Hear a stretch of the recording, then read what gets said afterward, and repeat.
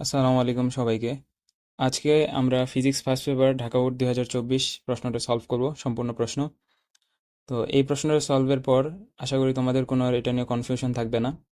তো তোমরা যদি এই ইউটিউব চ্যানেলে প্রথম হয়ে থাকো তাহলে অবশ্যই সাবস্ক্রাইব করবে যদি তোমাদের ভালো লাগে।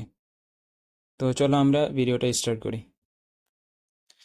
তো আমরা যদি এখানে প্রথম প্রশ্নটা দেখি, এখানে বলছে যে 10 গ্রাম ভরের একটি বল 100 সেন্টিমিটার/সেকেন্ড বেগে একটি উল্লম্ব দেয়ালে আনুভূমিকভাবে আঘাত করে একই বেগে ফিরে আসলো। দেওয়ালের কর্তৃক প্রযুক্ত বলের ঘাত বের করতে বলছে ডাইন সেকেন্ড এই এককে। তো ডাইন সেকেন্ড এই এককটা সম্পর্কে আমাদেরকে আগে জানতে হবে। এই এককটা হচ্ছে, তো ডাইন সেকেন্ড এই এককটা যে আছে এই ইউনিটটা হচ্ছে মোমেন্টের সিজিএস ইউনিট। তো লিখে দিচ্ছি সিজিএস ইউনিট অফ মোমেন্ট।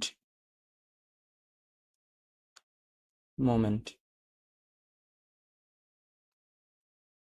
তো এখন যদি আমরা এখানে দেখি, অঙ্কটাতে বলছে যে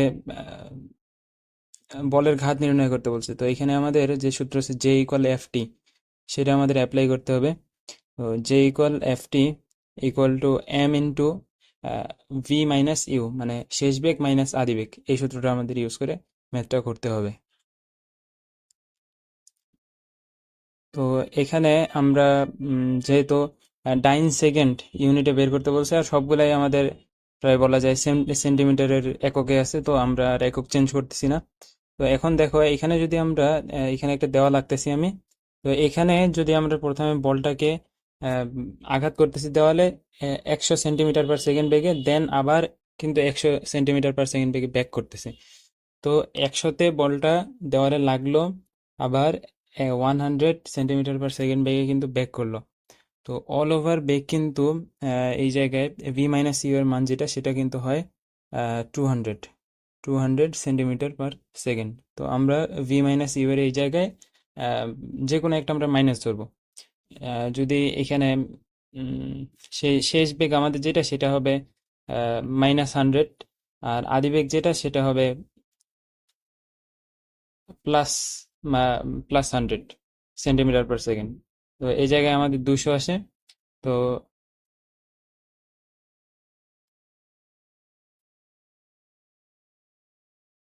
তো আমি ডিরেক্ট মানগুলো বসাই দিলাম। তো এখান থেকে কিন্তু আমাদের অ্যান্সার ক্যালকুলেটর চেপে ডিরেক্ট বের করা যায় 2000 ডাইন সেকেন্ড।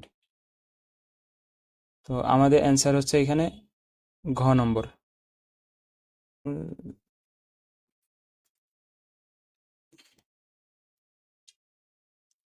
তো এরপরের ম্যাথে আমরা চলে যাই। এখানে বলছে যে একটি রকেটের প্রথম উড্ডয়নের প্রথম সেকেন্ড এর ভরের 1/60 ভাগ গ্যাস নির্গমনের। আচ্ছা, এটা আমরা ত্বরণ বের করতেছি।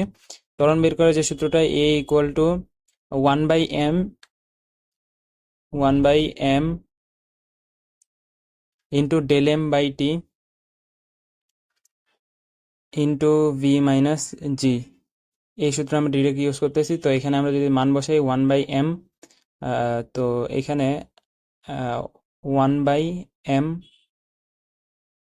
দেন আমরা ডেল এম কে আমরা আরেকভাবে আমরা নোটিফাই করতে পারি।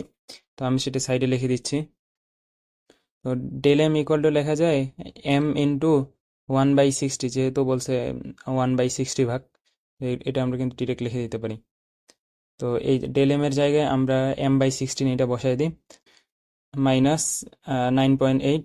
সো এখানে কিন্তু এই হিসাব করে আমরা কেটে দিতে পারি। আর এই জায়গায় লাস্ট অ্যান্সার আছে 30.2, মানে গ নম্বরটা অ্যান্সার।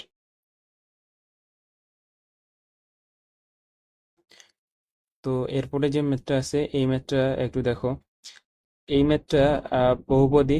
এই ম্যাথটাতে আমাদের দেওয়া আছে যে 5d² x/dt² + 125x = 0, এই সমীকরণটা। তো এইটাকে আমাদের আগে 5 দিয়ে ভাগ করতে হবে।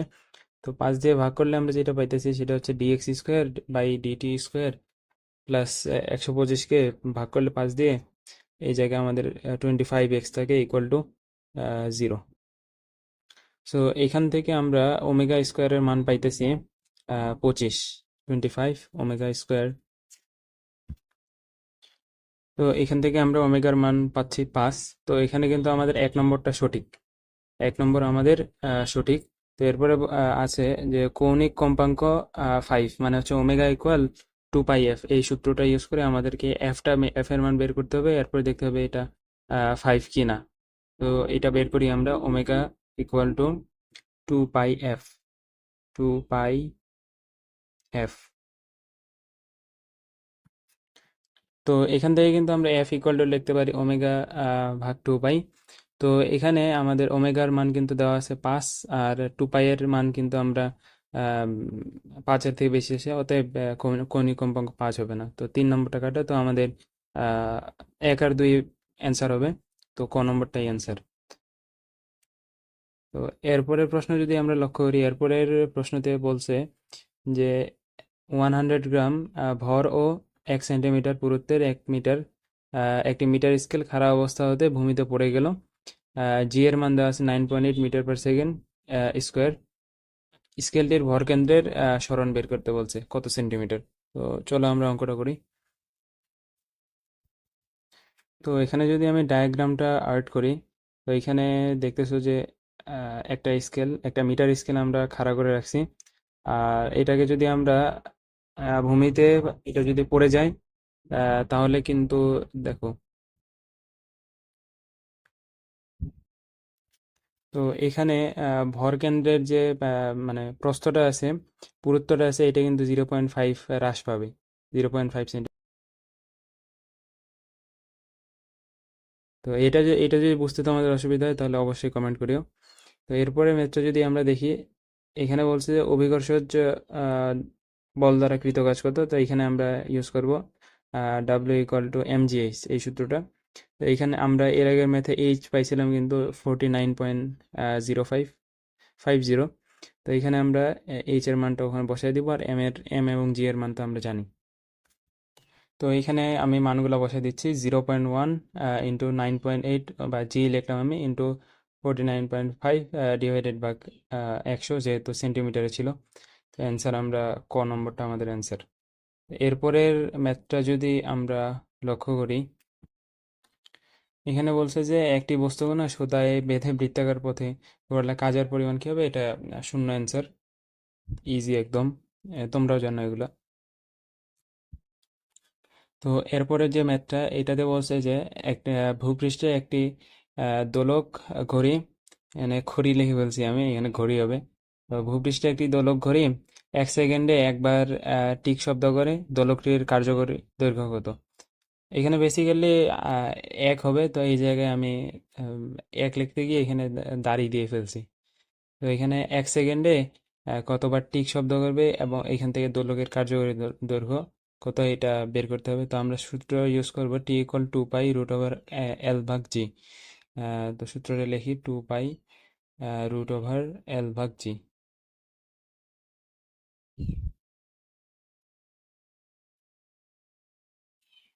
তো এখান থেকে আমরা বলতে পারি L equal T/2 pi whole square into G, second দোলক। এরপরে এমসিকিউ হচ্ছে পরম শূন্য তাপমাত্রা গ্যাসের গতিশক্তি কত, এটা শূন্য অ্যান্সার, ক। তো তো এটার গতিশক্তি শূন্য হওয়ার বেসিক কারণটা হচ্ছে মানে আয়তন শূন্য থাকে, বুঝলা। মানে আয়তন ইকুয়াল টু জিরো। আয়তন মানে কনস্ট্যান্ট থাকে, শূন্য তো থাকে না, কনস্ট্যান্ট থাকে, আয়তন চেঞ্জ হয় না। আহ, তো এটাই হচ্ছে কজ। তো কজ হচ্ছে আয়তন সেম থাকে। তো এরপরে ম্যাথটা আমরা দেখি, 27 ডিগ্রি সেন্টিগ্রেড তাপমাত্রায় এখানে আয়তন স্থির আছে, সো এটা গেলুসাক। তো এখানে আমাদের চাপীয় সূত্রটা ইউজ হয়েছে। তো এরপরের ম্যাথটা আমি সলভ করতেছি। তো গ্যাসটির চূড়ান্ত তাপমাত্রা বের করতে বলছে, তো আমরা বলতে পারি পি সমানুপাতিক টি, অর্থাৎ P1/P2 ইকুয়াল T1/T2। তো এখান থেকে T2 আমরা বের করে ফেলি, P2 ভাগ P1, এখানে লিখতেছি আমি P2 ভাগ P1 ইন্টু T1। তো এখান থেকে আমাদের অ্যান্সার আসে, সব মান বসায় 600 কেলভিন আসে। সো ক নম্বরটা এখানে অ্যান্সার, ক নম্বর। এরপরে এমসিকিউ যদি আমরা দেখি, এখানে বলছে যে একটি পারমাণবিক গ্যাসের স্বাধীনতার মাত্রা কত। না, এখানে আসলে একটি পারমাণবিক হবে না, এখানে হবে এক পারমাণবিক, ঠিক আছে। এক পারমাণবিক গ্যাসের স্বাধীনতা মাত্রা হচ্ছে 3। আর যদি দ্বিপারমাণবিকের ক্ষেত্রে আমরা দেখি, দ্বিপারমাণবিকে হচ্ছে 5, আর বহু পারমাণবিকে হচ্ছে 6 কিংবা 7। এটা মনে রাখবো তোমরা সবসময়। এটা কিন্তু এই যে আমাদের স্বাধীনতার মাত্রা আহ, গামার মান বের করতে সাহায্য করে। অথবা আরো অনেক সূত্রে এগুলোর কিন্তু ইউজ আছে, অ্যাডমিশনে এগুলো তোমাদের অনেক গুরুত্বপূর্ণ কাজ করবে, তো এগুলো একটু মনে রাখার চেষ্টা করবো। তো এরপরে ম্যাথটা যদি আমরা লক্ষ্য করি, এখানে গতিশক্তি ভরবেগের কি, এটা বেসিক্যালি হচ্ছে আমাদের ক নম্বর অ্যান্সার হবে, মানে বর্গের সমানুপাতিক। তো আমরা সূত্র জানি যে E K equal P square by 2m। E K equal to P square ভাগ 2m। তো এখান থেকে আমরা লিখতে পারি ইকে সমানুপাতিক পি স্কোয়ার, সমানুপাতিক পি স্কোয়ার। তো এখানে হচ্ছে ক নম্বরটা অ্যান্সার। তো এরপরে প্রশ্ন হচ্ছে পয়সনের অনুপাতের ক্ষেত্রে কোনটি সঠিক। এখানে খ নম্বরটা হবে -1 থেকে 0.5 পর্যন্ত।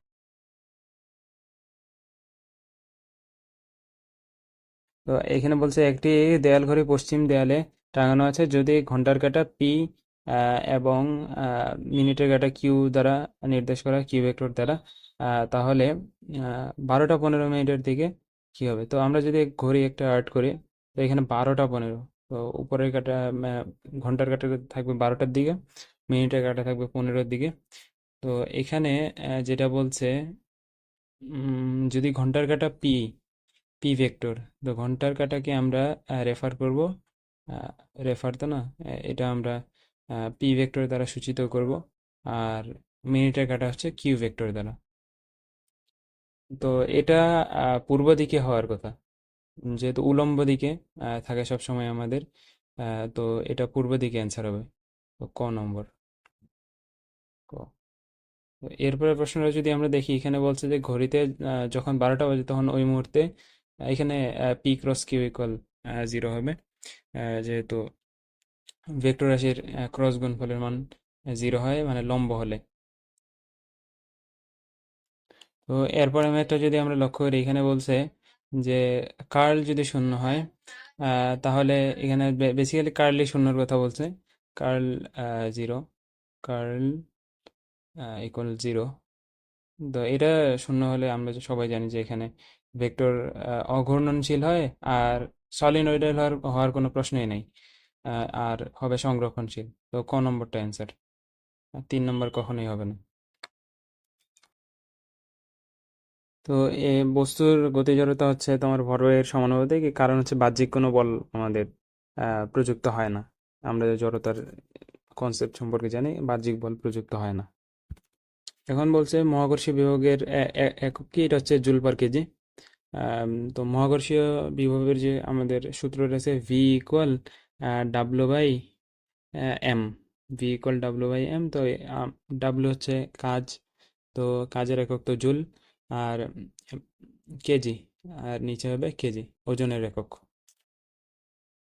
এটা একটা কনসেপচুয়াল এমসিকিউ। তো এখানে বলছে যে একজন ব্যক্তি লিফটে ওজনহীনতা ভোগ করে বা অনুভব করবে কখন। তো এটার অ্যান্সার হবে ঘ ঘ নম্বরটা। তো এখানে বলছে যে মানে জি ত্বরণে, এখানে জিটা লেখা হয়নি, তো জি ত্বরণে যখন নিচে নামবে। এখানে মানে আমরা সূত্র দিয়েও এটা প্রমাণ করতে পারি।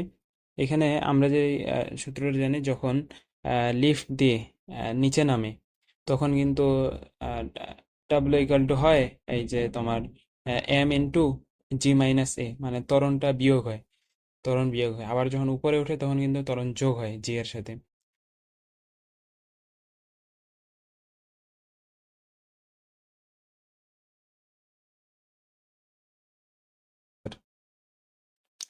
তো এই ম্যাথটা যদি লক্ষ্য করি, এখানে আমাদের যে সূত্রটা ইউজ করতে হবে সেটা হচ্ছে g'/g equal r² divided by r plus h whole square. তো এখানে আমাদের বলে দিছে যে 25%, তো 25/100 ডিভাইডেড বাই আর স্কোয়ার ভাগ r plus h whole square. তো এইখান থেকে আমরা এইচ এর মান ইকুয়াল টু আর পাই, মানে 6400। এখানে বলছে যে কোনো বস্তুর পীড়ন একক মাত্রা পরিবর্তন কি বলা হয়, বিকৃতি বলা হয়। আহ, সহজ প্রশ্ন এগুলো, এগুলো সেরে আসা যাবে না কোনো মতেই। তো এটাই আমাদের লাস্ট এমসিকিউ। এখানে বলছে যে সরল দোল গতি সম্পন্ন কোনো বস্তু বারবার দোল দেওয়ার কারণ কি, স্থিতি জড়তা, গতি জড়তা নাকি প্রত্যায়নী বল। এখানে যদি আমরা একটা দোলক আর্ট করি, তো এখানে আম, যেটা আমাদেরকে বেসিক্যালি একটা দোলকের ক্ষেত্রে ঘটে, ধরো যে এক পাশে আমরা দোল দিলাম, তো সেটা কিন্তু গতি জড়তার কারণেই এক পাশে যায়, মানে সর্বোচ্চ বিস্তারে যায়, অথবা মানে আমাদের যে সরণটা হয়, তারপরে আবার কিন্তু একই পথে ব্যাক করে। এইভাবেই কিন্তু সরল দোলকটা কাজ করে। তো এখানে গতি জড়তা এবং প্রত্যায়নী বল এই দুইটা কাজ করে, কিন্তু স্থির জড়তা কিন্তু কাজ করে না। তো এই দুইটা এখানে কাজ করে, তো এখানে অ্যান্সার হবে কিন্তু প্রত্যায়নী বল আর গতি জড়তা, মানে গ নম্বরটা। আজকে এ পর্যন্তই, ধন্যবাদ সবাইকে সম্পূর্ণ ভিডিওটা দেখার জন্য। আর ডু সাবস্ক্রাইব প্লিজ।